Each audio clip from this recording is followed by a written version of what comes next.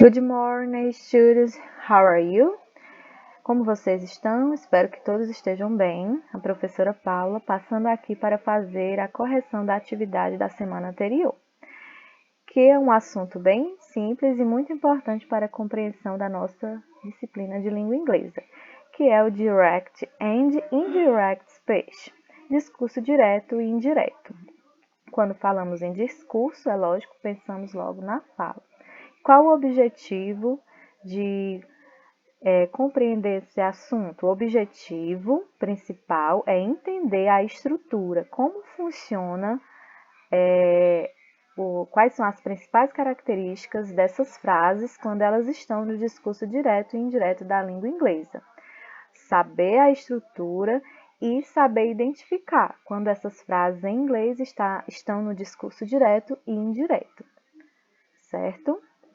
Nós temos aqui o vídeo, muito importante ter assistido o vídeo com bastante atenção e anotando sempre o que for necessário antes de ter respondido às questões, certo?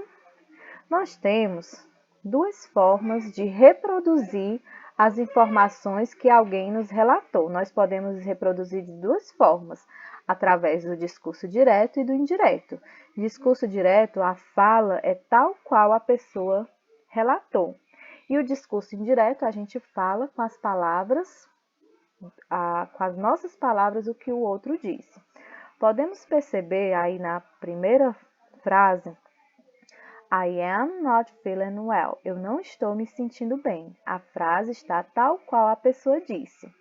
Quando essa mesma frase é passada para o discurso indireto, podemos perceber algumas mudanças. He said he wasn't feeling well. Ele disse que não estava se sentindo bem. Percebemos que ocorre uma mudança tanto nos pronomes, na primeira frase no discurso direto o pronome é I, e na segunda o pronome é he, ele. E ocorre também a mudança no tempo verbal. No discurso indireto, o tempo fica no passado. Se a gente está reproduzindo algo que já foi dito, já aconteceu, então é passado, certo? Então, a gente pode voltar aqui nesse quadrinho e ver como o discurso indireto geralmente ou sempre vem acompanhado por um verbo no passado simples, né? E nós temos aqui alguns exemplos. Say, tell, ask, ou seja, ele disse, ele contou, ele perguntou, já que nós vamos reproduzir o que foi dito, né? No discurso indireto, certo? Então, fica simples identificar quando o discurso é indireto, porque ele vem acompanhado de um verbo no passado. Então, vamos agora responder a primeira questão. O discurso direto, geralmente, aparece mais em tirinhas. Geralmente, nós temos aqui uma tirinha do Calvin. Mon Kaya fighting to my bad motors. No, Calvin. Kaya ride my tricycle on the roof. Then I can have a cookie. No, Calvin. She's a to me. Percebemos, evidente, uma questão simples. Ele pede que você observe a tirinha e marque a opção qual é o discurso que prevalece aqui nessa tirinha. É lógico que todos os balõezinhos são as falas dos personagens. Então, aqui o que prevalece é o discurso direto. Vamos para a próxima questão. Marque a alternativa que está no discurso direto. Como eu sei identificar na frase se ela está no discurso direto? Observe os pronomes. He, ele, she, ela. E a última opção, I, que significa eu. E observe o verbo que vem depois.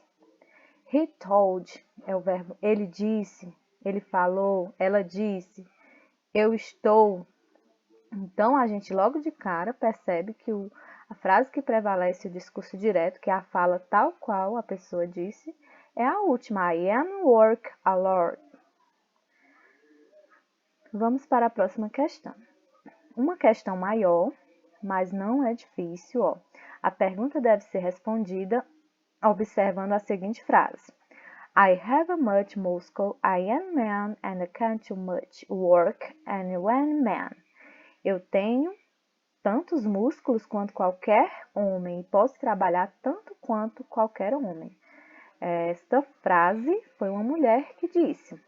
Aí a questão pede o seguinte: se você fosse relatar de forma indireta, qual opção seria correta? Se você fosse dizer o que essa moça acabou de citar, você diria assim: ela disse, não é? Então, tem que ter o she e o verbo dizer. Em todas as alternativas aqui, vocês podem perceber que existem o pronome she, ela. E cadê o verbo dizer? Em apenas uma opção tem o verbo dizer, ela disse. Então, não precisa nem observar o restante da frase. A opção correta é a primeira opção. Vamos para a próxima e última. They say, do parents know their kids? Aí temos a tradução aí para facilitar. Os pais conhecem seus filhos? É uma pergunta. Os pais conhecem seus filhos? Do parents know their kids?